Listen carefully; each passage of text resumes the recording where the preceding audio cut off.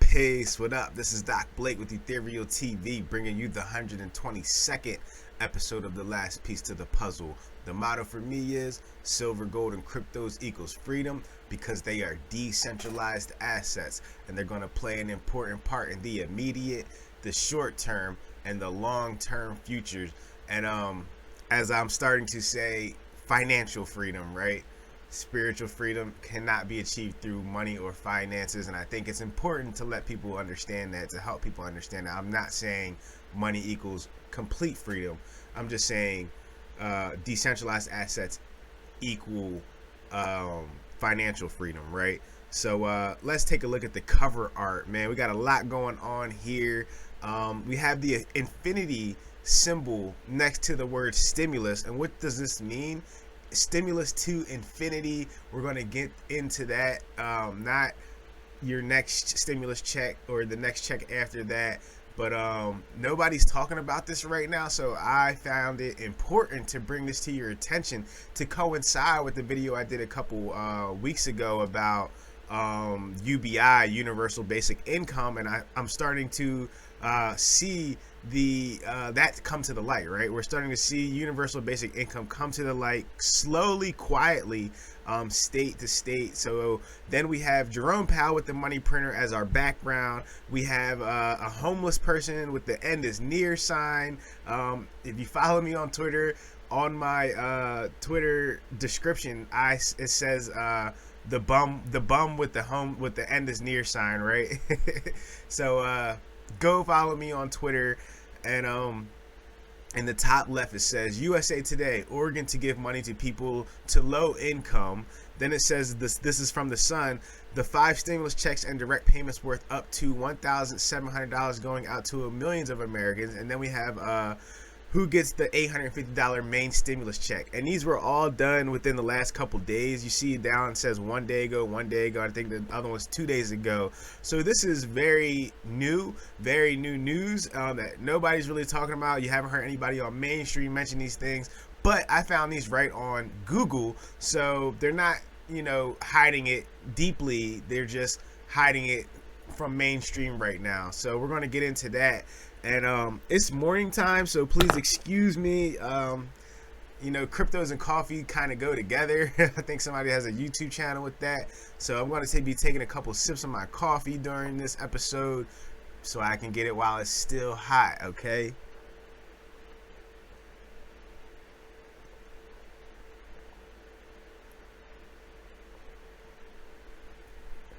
So go get you some coffee. Unless you don't drink coffee, whatever you drink in the morning, whether it's milk, tea, mushroom type coffee stuff that they have out now, do you. So, all right. And, let's do some house clearing. I played my commercial for the t-shirt printing company in the last episode. So use the information if you're interested in any of those services. Just use the link below. Contact us on Instagram, contact us on our website, which also has the email address, which is simple. It's ethereal@gmail.com, but all that information is below. So if you're interested in that services, give us a shout. And hey, with that being said, let's get into the price action. Let's see, live refresh. Currently we have Bitcoin still over 21,000, y'all. 21,258. 1,000. Ethereum is at 1,216. Binance is at $238. Cardano is at 50 cents. Solana is at $40. Polygon is at 57 cents. Chainlink is at $6.84. Uniswap is at $5.77. Decentraland, which I talked about in my last video, is at 96 cents. Theta is at $1.39, and Helium is at $10.97. So there's your crypto prices. Let's check out precious metals, which don't really do much, but they should be doing a lot, especially in this environment. But when you have the power to manipulate and create value out of thin air, and manipulate and then create more value out of thin air, this is what you get. So gold is at $1,838.10, and silver's at $21.59. So let's go straight to the charts. We're gonna see where we're at. So we're at the top of this symmetrical triangle, which I drew last time. So look for us to come down. Like I said before, we might go up to the top first. This is exactly what I said. I said we might go up to the top, which was around 22,000. But will we break out of this? If we do, it's most likely going to be a fake out, unless we've bottomed, which is another possibility. I feel like most people don't think we have bottomed yet, which I kind of don't. There's just so much bearishness with the Fed tightening. Everybody's scared. You have massive manipulation with companies like Celsius and Terra Luna and all of this. They did a hell of a job bringing down the Bitcoin whale. Bitcoin is a whale itself, not the Bitcoin whales, but Bitcoin as in the big blue whale or Moby Dick type thing, big whatever you want to call it, but the biggest animal on the planet, Bitcoin. They're doing a hell of a job bringing it down. So actually shocking to me that we're at these levels, I must say. But are these prices even real? I really don't know. So I always hold a little bit of Bitcoin even in these times, and I'm still trying to stack more Satoshis. But keep it in your cold wallet. Do not trust any third-party exchange right now unless you're trading. You know what I mean? There's no need to take that risk. Just buy it, put it in cold storage, and save it for the epic collapse of the financial system, which who knows when it could be. Possibly sooner than later, possibly later than sooner, but it's coming, in my personal opinion, at least. So we went all the way up to 21.5. I'm basically close. No, 21,800, and that's why I was saying that's where the resistance is, around that 22,000 mark. So look for us to eventually come back down to 19,000 at the least, in my opinion. I don't see us breaking this, but I hope I'm wrong. I always want Bitcoin to go up and succeed in USD terms. Remember, because Bitcoin has already succeeded. One Satoshi always equals one Satoshi. One Bitcoin will equal one Bitcoin. That's never going to change. It's up to us. And I plan on starting something, maybe with some of these guys that I'm going to go to the meetup hopefully this week. But I'm going to start pitching this about people in Bitcoin that offer a service or a product that they're willing to accept Bitcoin for, and us networking together and building that out with each other and paying actual Bitcoin for our products and services, because that's what needs to happen. That's what needs to change in the world as a whole, where you're basically trading whether it not only just Bitcoin but other things, you know, like a trade, a barter system. So somebody has to start it. I'm not saying I'm the first person trying to start it, but I've actually written articles a long time ago in the Bitcoin Pub. If anyone knows who the Bitcoin Pub is, it was started by a gentleman named Peter Saddington. And I have to try to find that article actually that I wrote. I spent some good time talking about how important Laszlo's purchase was of those pizzas, because that was actually a form of trade. He traded those Bitcoin for the pizza. Back in the day, you used to trade your silver, but you can't trade dollars because dollars have no value. So it's a middleman entity that says that this has value. You're not actually trading anything when you're trading dollars, because it can be created out of thin air. It has no value. So there's your Bitcoin price action, a little bit of education on where we need to go as the Bitcoin community, how we solve the global problem, which I believe this global problem creates many more problems. You have to cut the snake off at the head. You have to kill the weed at the roots, right? And by doing that, by taking away their power, either from A is stop paying taxes, right? I have this great idea that everybody who has taxes taken out their check automatically should stop that, right? And at the end of the year, we should hold it as a negotiating tool and be like, oh, y'all politicians want your tax money. Well, we're going to negotiate. You have to negotiate for our tax money. So if everybody starts pooling their prepaid taxes or yearly or paycheck to paycheck taxes. They stop that and hold the power to pay at the end of the year. Because if there's enough of us, if there is enough of I can't talk. It's early in the morning. Let me take a sip of coffee. All right. If there's enough of us at the end of the year that use this as a negotiating tool, then you will see a big change in our politician, our legislation, and they will start to actually work for the people instead of getting paid to whoop people's asses in a numerous ways. And then the number 2B, which actually should be A, is stopping trading in their currency. Stop making payments in US dollar. That's a hard one to understand, a hard one to do, because the dollar is so deeply embedded. But and that goes along with basically ending the Fed.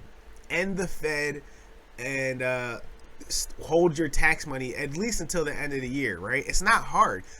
People, they want you to feel that you're that irresponsible, right? That like, if you don't make a week-to-week paycheck on taxes, you won't pay them at the end of the year. Well, fact of the matter is, if you are a Native American, meaning you were born in America, you don't have to pay taxes. We need to start letting this be known. How long will we continue to be abused by the system, by the politicians who create the system?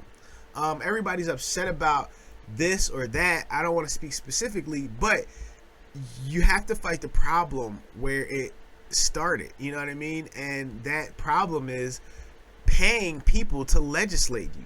You're paying people to make rules and govern you. That's what government is. You pay people to tell you what to do. Does that make any sense? And then when you don't like what they're like, when you're paying them and you don't like what they say, you go complain to the same people who created the problem.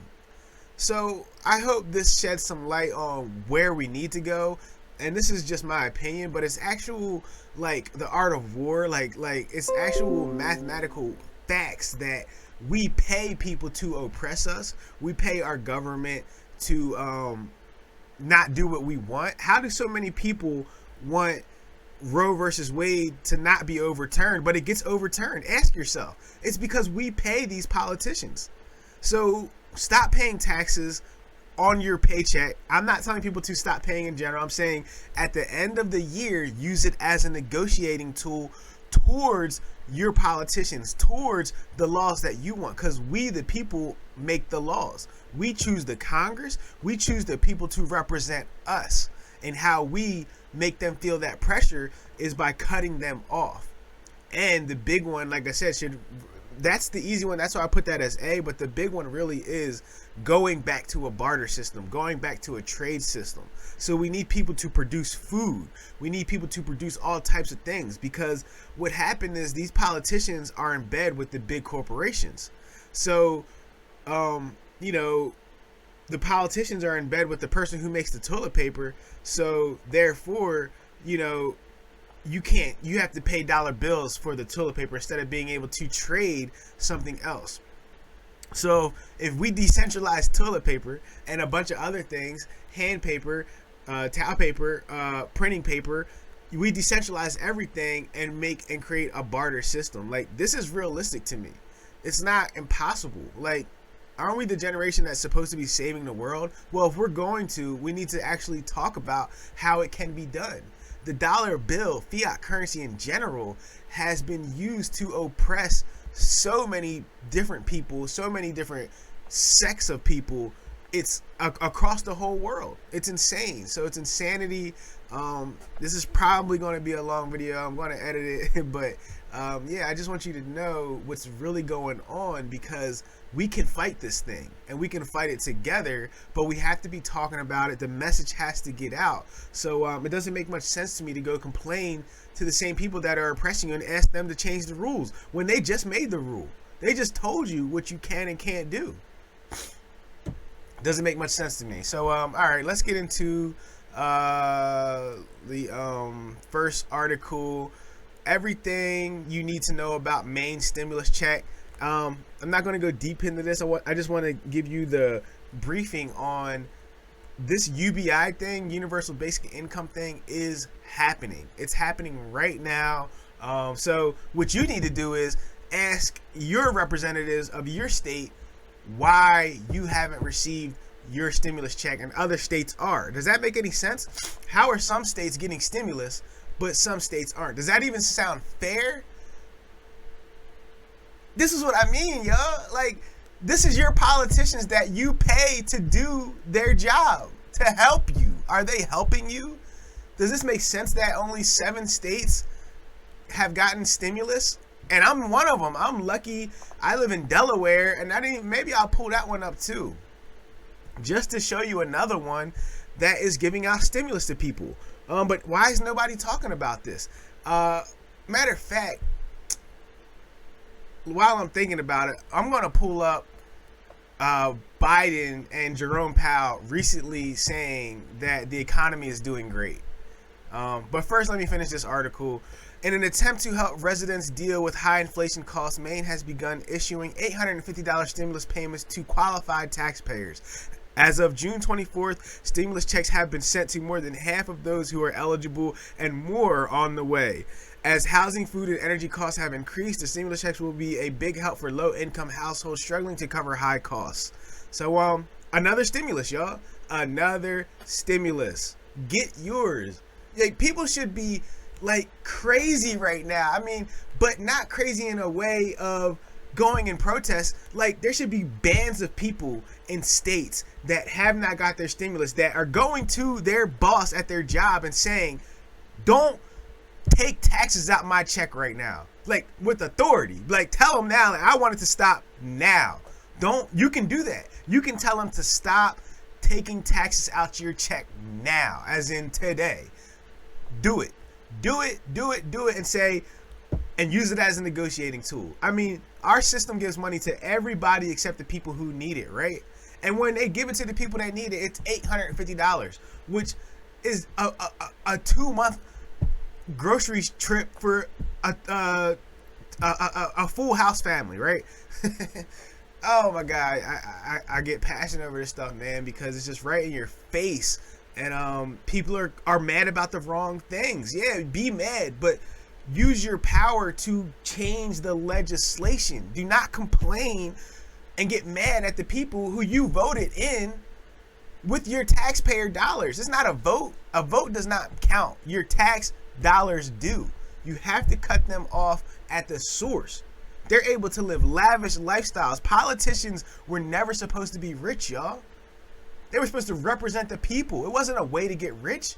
What are we doing out here? What are we doing? All right, let's go to the next one. Matter of fact, let me find this video of Romy Rome and Joey Boy talking about how great the economy is. If the economy is so great, why are states giving stimulus checks? Under my plan for the economy, we made extraordinary progress. And we put America in a position to tackle a worldwide problem that's worse everywhere but here: inflation. It's sapping the strength of a lot of families. I grew up in a household not far from here, Claymont and Wilmington. Listen to this man. The price of a gallon of gasoline went up. It was a conversation at the dinner table. It mattered. It mattered to my working family. It mattered if the price of food went up. The problem is, Republicans in Congress are doing everything they can to stop my plans to bring down costs on ordinary families. That's why my You're the plan president is not and you're finished, blaming it on Congress. and why the results aren't finished either.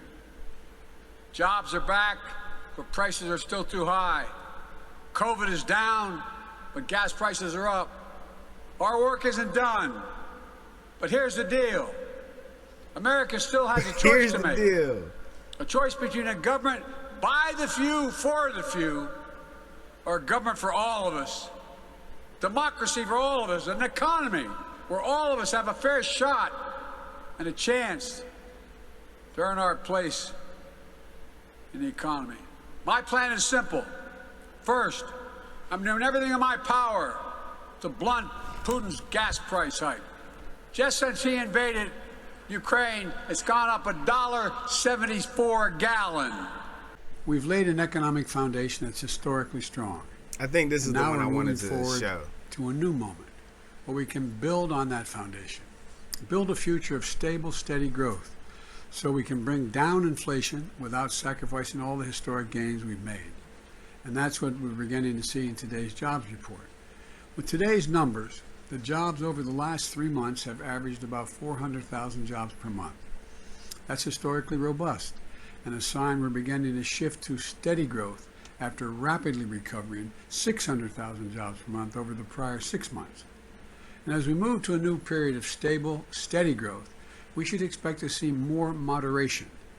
We aren't likely to see the kind of blockbuster job reports month after month like we had over this past year. But that's a good thing. That's a sign of a healthy economy with steady growth, rising wages for working families, everyday costs easing up, and shrinking the deficit. That stability puts us in a strong position to tackle what is clearly a problem, inflation. Over the past 3 months, employment rose by an average of 408,000 jobs per month, down from the average pace seen earlier in the year, but still robust. Improvements in labor market conditions have been widespread, including for workers at the lower end of the wage distribution, as well as for African Americans and Hispanics. A box in the June Monetary Policy Report discusses developments in employment and earnings across all major demographic groups. Labor demand is very strong, while labor supply remains subdued, with the labor force participation rate little changed since January. The Fed's monetary policy actions are guided by our mandate to promote maximum employment and stable prices for the American people. My colleagues and I are acutely aware that high inflation poses significant hardship, especially on those least able to meet the higher costs of essentials like food, housing, and transportation. We are highly attentive to the risks that high inflation poses to both sides of our mandate, and we're strongly committed to returning inflation to our 2% objective. Against the backdrop of the rapidly evolving economic environment, our policy has been adapting, and it will continue to do so. With inflation well above our longer-run goal of 2% and an extremely tight labor market, we raised the target range for the federal funds rate at each of our past 3 meetings, resulting in a 1.5 percentage point increase in the target range so far this year. The committee reiterated that it anticipates that ongoing increases in the target range will be appropriate. All right, so let me sum this up. Basically, what they're saying is, since the economy is doing so good, they can continue to raise the rate to borrow money, which is the percentage rate on they call it like the rate hike. The Fed rate hike to borrow money is going up, so it costs more to borrow money and put it into the economy. So basically, they feel they can continue to do this because the economy is doing so great. Meanwhile, back behind closed doors, they're giving states stimulus checks. I mean, like, they're putting it onto the state, but how can a state issue money, right?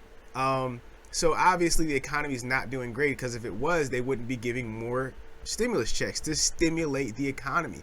Stimulus checks literally translates into stimulating the economy when the economy is struggling, like when the pandemic broke out, right? They were giving us stimulus checks to help stimulate businesses, help stimulate the economy so people could eat and feed their families. So let's go to the next article. Oregon to distribute one-time $600 payment to nearly 250,000 low-income households. Oregon Department of Revenue announced Wednesday that the distribution of the money through check or direct deposit will begin this week. All money should be received by July 1st. So there's Oregon, and then here's the big one. Let's see, from the Sun. Money is in the air. The 5 stimulus checks and direct payments worth up to $1,700 going out to millions of Americans in July. Millions of Americans can expect to see paper checks in their mailboxes next month. Most of the payments will be in the form of tax rebates, which aim to offset high inflation that's negatively impacting Americans from food to gas. So, And then it goes on to show, look, Chicago, Illinois up to $150. Indiana up to $250. Iowa, $1,400 stimulus checks. Maine, $1,700 stimulus checks. Oregon, $600 stimulus check. Let me see. I guess that's, where's the other two? I don't know, but you see my point. And it doesn't even have Delaware on there. We got a $300 stimulus check as well.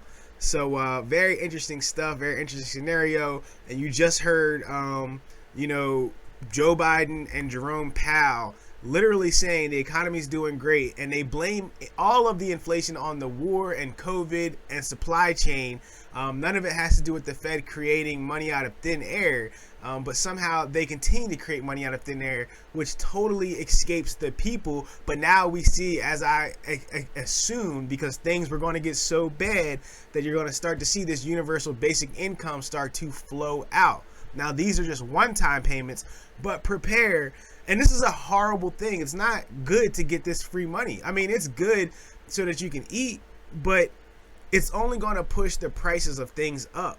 So, like, there's just no way to get ahead. And this is why I preach decentralized assets. And my new message is going to be, hey, it's time to take action. How do you take action?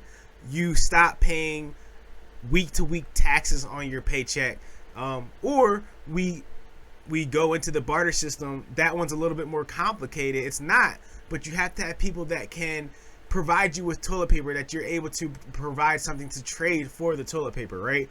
This is all real life scenarios, realistic things that went on.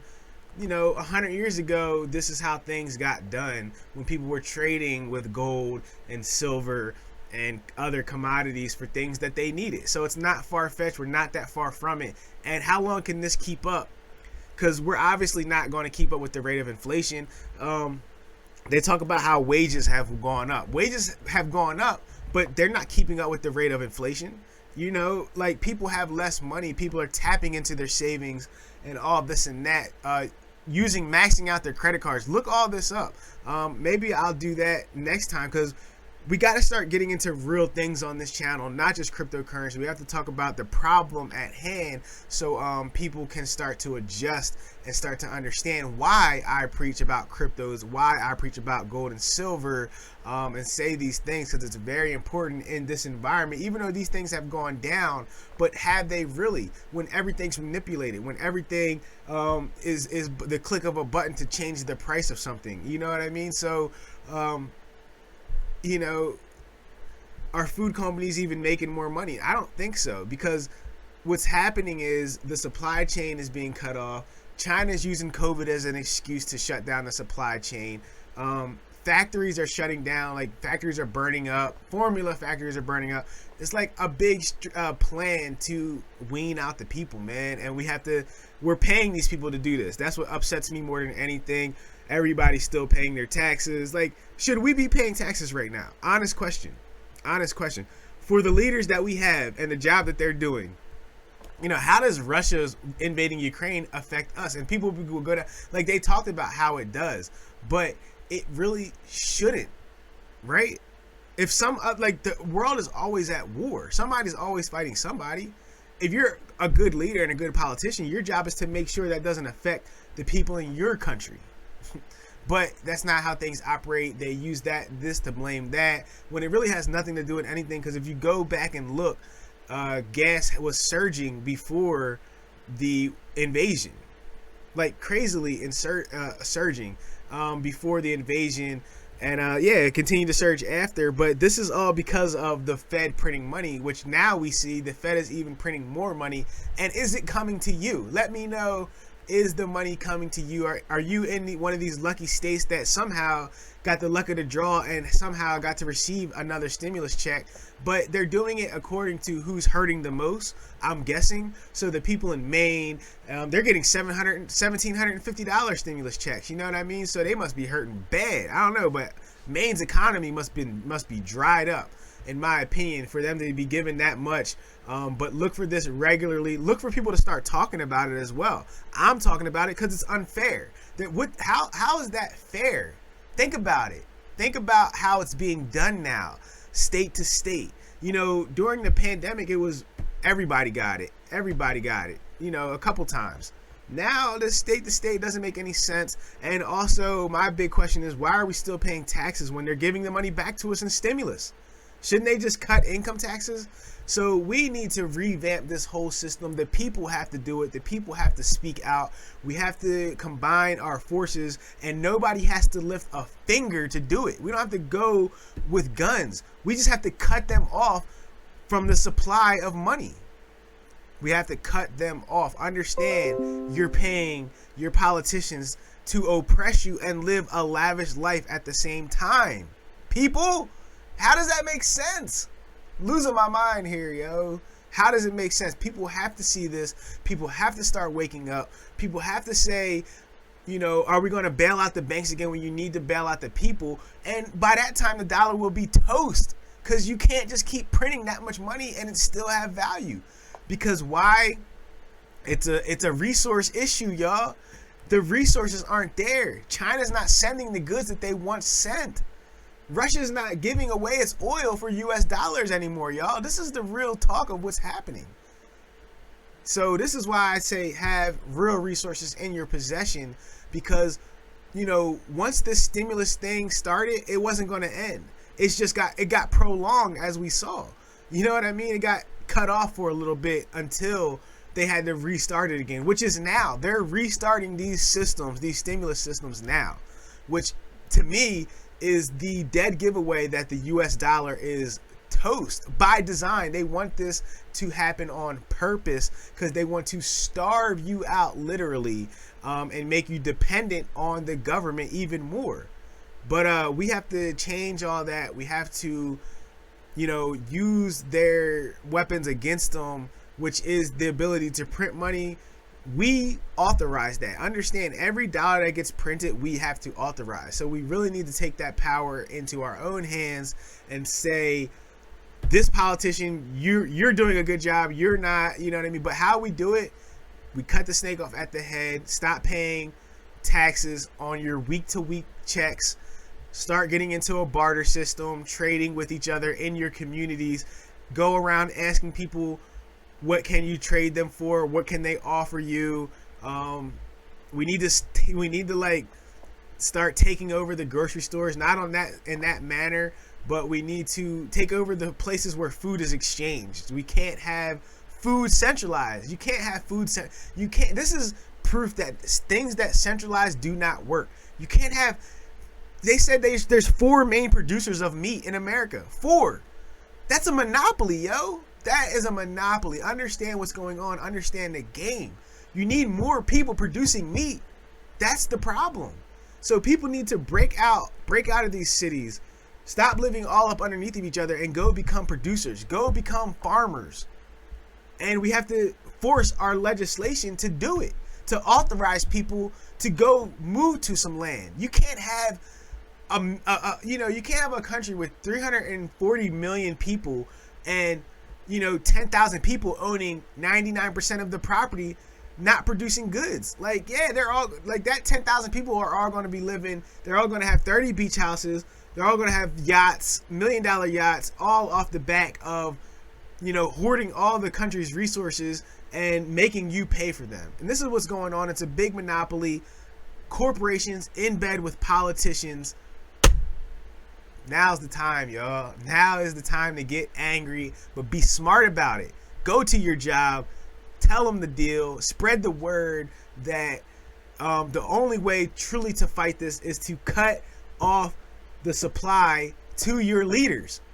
We pay them to kick our asses. That's madness. But long video. I'm going to edit it, chop it up, but we're going to see what it turns out to be. But this is a very important message. Things that I've been wanting to say for a long time. And now's the right time. So this is your boy Doc Blake with Ethereal TV. I'll see y'all next time.